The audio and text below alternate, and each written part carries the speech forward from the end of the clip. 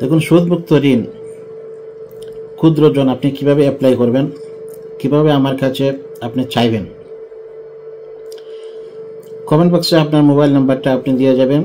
আমি আপনার মোবাইল নাম্বারে ফোন করে আপনার বিস্তারিত আপনার ডাটা, অ্যাড্রেস সব কিছু জিজ্ঞেস করব।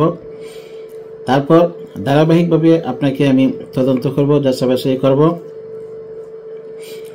আপনার যে সমস্যাগুলো রয়েছে, যে অতীতে আপনার সমস্যার মধ্যে পড়েছেন, যে সমস্যার কারণে আপনার জীবনটা তছনছ হয়ে গিয়েছে, সে বিষয়ে আমি জানব, অবগত হব এবং আপনার এই পুরো বিষয়টি আমি তদন্ত সাপেক্ষের মাধ্যমে আমি আপনাকে ক্ষুদ্র ঋণ দেব, সুদমুক্ত ঋণ দেব। আপনি যদি আমার কাছ থেকে 10,000 টাকা নেন, 20,000 টাকা নেন, যেই টাকাটাই নেই, 20-50 যাই নেন, যে টাকাটা নেবেন সেটাই আমাকে ফেরত দেবেন মাসিক কিস্তিতে।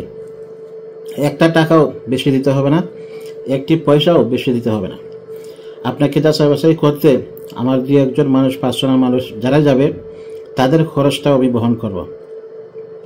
তবে আপনাদের যে সমস্যাগুলো রয়েছে সেগুলো যেন অথেন্টিক হয়, সত্য হয়। কেউ মিথ্যার আশ্রয় নেবেন না। মিথ্যার আশ্রয় যদি নেন তাহলে আপনি আর এই সুযোগটি পাবেন না। সুতরাং মিথ্যার আশ্রয় না নিয়ে আপনার জীবনে যা ঘটেছে তাই তুলে ধরবেন। ইনশাল্লাহ আমি চেষ্টা করব সুদমুক্ত ঋণ দিয়ে, খরচে হাসানা দিয়ে অশেষ সওয়াব হাসিল করব ইনশাল্লাহ। আপনি যদি আমার জন্য দোয়া করেন, এটাই হবে আমার সবচাইতে বড় পাওয়া। আর আপনি যদি আমার কাছে কিছু টাকা নিয়ে আপনার জীবনটাকে সাজাতে পারেন, গড়ে তুলতে পারেন, ঘুরে দাঁড়াতে পারেন, এটাই হবে আমার সাফল্য ইনশাল্লাহ। আপনার সম্পূর্ণ ডিটেলস এবং অতীতের সমস্যাগুলো বিবরণ দিয়ে সঠিকভাবে উপস্থাপন করবেন এবং দ্রুত আমার কাছ থেকে টাকাটা নিয়ে আপনি উপকৃত হবেন। সেই আশা প্রত্যাশা রেখে আজকের মতন বিদায় নিলাম। পরবর্তী ভিডিওটি আপডেট পাওয়ার জন্য প্রত্যেক ভাই বোন চ্যানেলটিকে সাবস্ক্রাইব করে রাখবেন।